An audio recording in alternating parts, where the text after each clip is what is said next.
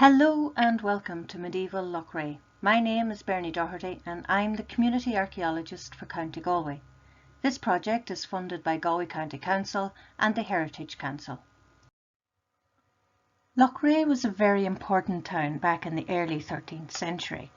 Richard de Burgo was given the title Lord of Connaught and he chose Loughrea for its strategic location. It was like a gateway to the rest of Connaught. The walks in Loughrea follow the line of the northern edge of the Anglo-Norman town.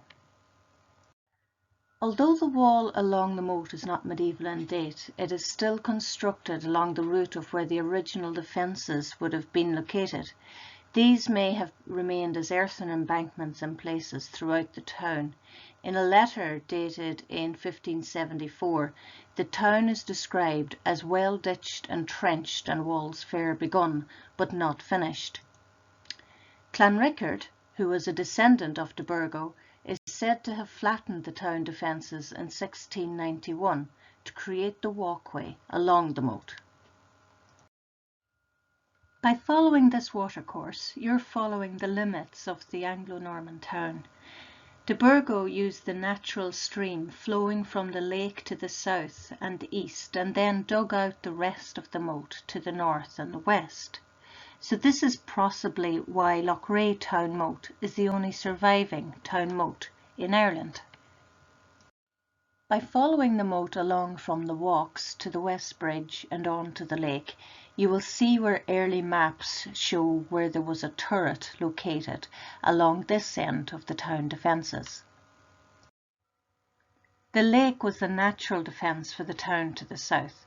There are a number of crannogs on the lake, and these are man-made islands that would have been lived on before de Burgo came to Loughrea. Documentary evidence for the town only begins after the invasion of Connaught. Richard de Burgo had intended for Loughrea to be the capital of Anglo-Norman Connaught. According to the annals of Clonmacnoise, the castle was established here in 1236.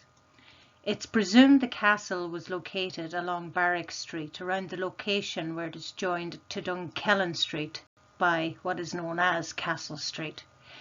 It's common for barracks to be constructed within the grounds of earlier castles, for example in Athlone, and excavations in 2009 revealed part of a wall which might have been associated with the barracks or even the castle. This is Lattimer's Gate, and it's the only surviving town gate of the walled town of Loughrea. It dates to the 15th century.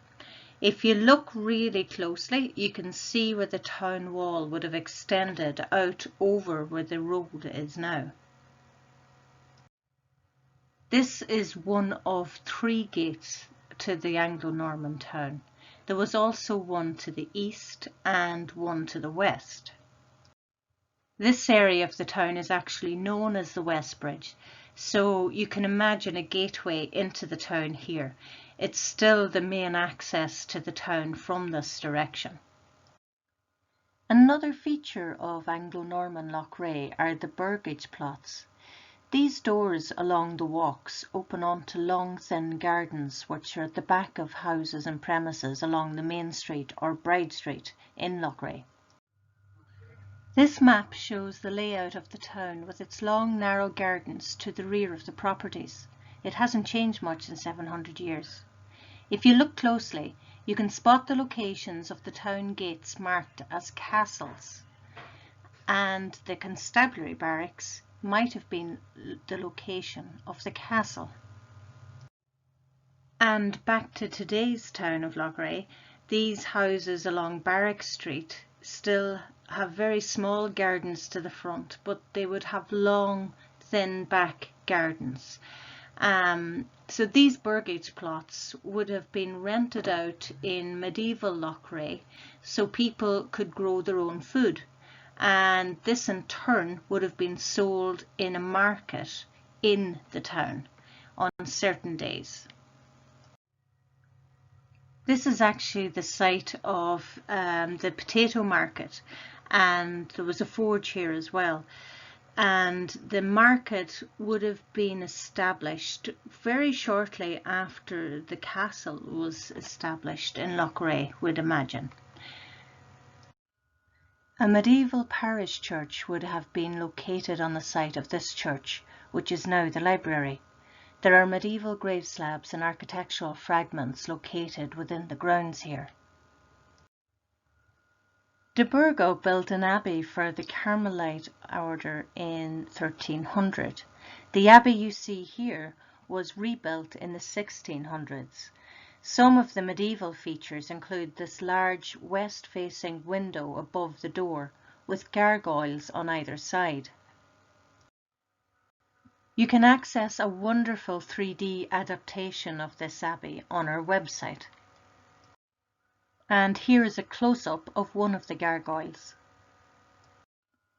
This is the ruins of St. Bridget's Church in Garrybreda, which dates from the 13th to the 15th century. It's built on what's possibly within the site of an early Christian monastery. There are some lovely medieval features here, including this ope in the east-facing window and a carved head. About 2 kilometres south of Loughrea, in the townland of Earls Park, are the substantial remains of a medieval deer park. Its construction dates to the latter half of the 13th century. It's quite substantial, comprising 913 acres. The deer provided a source of venison for the banqueting table, and it would also have been used for hunting. The Irish Wall Towns Network have produced this workbook where you can find some great activities for children. If you do visit Loughrea, you can always take the Heritage Trail at your leisure. Follow this link to download your own copy. So, can you imagine what Loughrea Castle might have looked like? You can send me your drawings, your pictures, or your projects to the address shown here, and we will highlight them on our social media pages and our website during Heritage Week. Thank you all so much for listening.